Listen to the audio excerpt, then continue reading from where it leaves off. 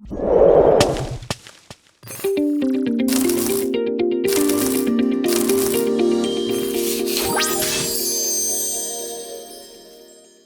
we have the lipids. They have chemical structure. Their chemical structure are made up of three basic elements, which are, they have carbon, they have hydrogen, they have oxygen, but the amount of oxygen in the lipids is less than that is found in carbohydrates. Also, they have basic units, which is known as fatty acid plus glycerol. If I make an abbreviation, such like this, as a symbol, this is the, it's called the glycerol. This is called glycerol. Is made up of 3 carbons. Every carbon, not all of it. There is mono, there is di, there is triglyceride, there is monoglyceride, diglyceride, and triglyceride. In case of triglyceride, for example, it has to be linked or connected or attached to fatty acid. This is fatty acid. This is called fatty acid. So here is a fatty acid. And the fatty acid named according to its origin. For example, if it came from olive tree, it will be known as oleic acid. Okay, oleic acid. It came from palm tree, it will be known as palmatic acid. Palmatic acid, and so on. Okay, there is another source from coconut. A lot of sources actually from the sunflower seed. Many. So we have a lot of fatty acids. Those fatty acids are being connected to the glycerol. So the basic unit is fatty acid plus glycerol. That makes the basic units of the lipids. Lipids are either fats and oils, and also there is cholesterol, and also we have steroids. We have phospholipid also. Those are the major well-known examples. The fats is a lipid which is solid at room temperature, such like the butter, for sure. Also, we have oils, which is a lipid, and it is liquid at room temperature. Room temperature, whenever you listen to this word in all of the scientists or the sciences, it's referring to 20 degrees C. The cholesterol is a steroid. It's a sort of lipid, from which other steroids, including the sex hormones, are being synthesized or are being made.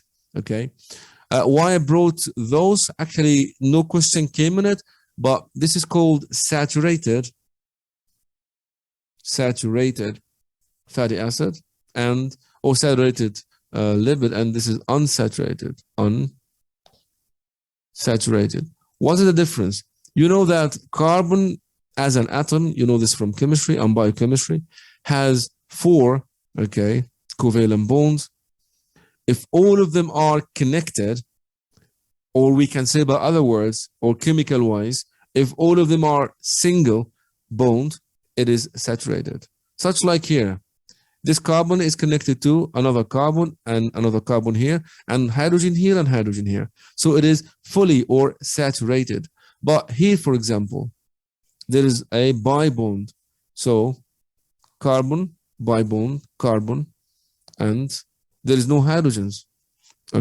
In this case, it is known as unsaturated. So 1, 2, 3, yes, only 1 hydrogen here. So 1, 2, 3 will be only 1 hydrogen here. So here all hydrogens or carbon or whatever, it is chemically bonded. It is single. So if there is only 1 at least double bond, we can say to this fatty acid it is unsaturated fatty acids. That's it. This is the difference. It didn't come in the questions before. Importance of lipids. It releases the greatest amount of energy by the process of respiration. So the body store the food in form of lipid for because it has a lot of value for the body.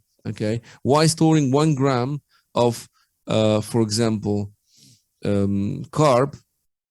If you know that 1 gram of carb releases 17 kilojoule, and 1 gram of protein releases also 17 kilojoule, while 1 gram of fat releases more than double, okay, releases 39 kilojoule per the gram, okay.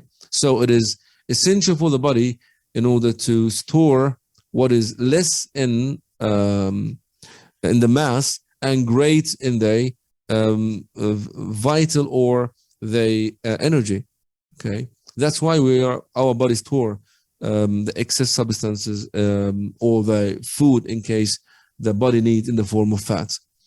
Also, it is forming a part of the cell membrane, which is the phospholipid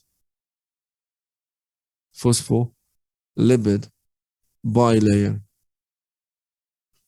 It is made up of the lipid.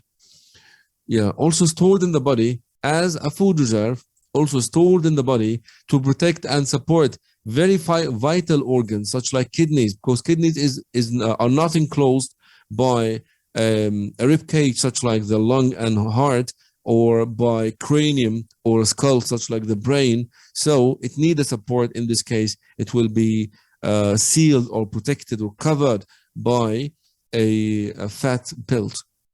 Also to act as an insulating layer that reduces the rate of heat loss, such like the polar bear. Under the skin, there is a thick layer of fat that allow to live in Arctic.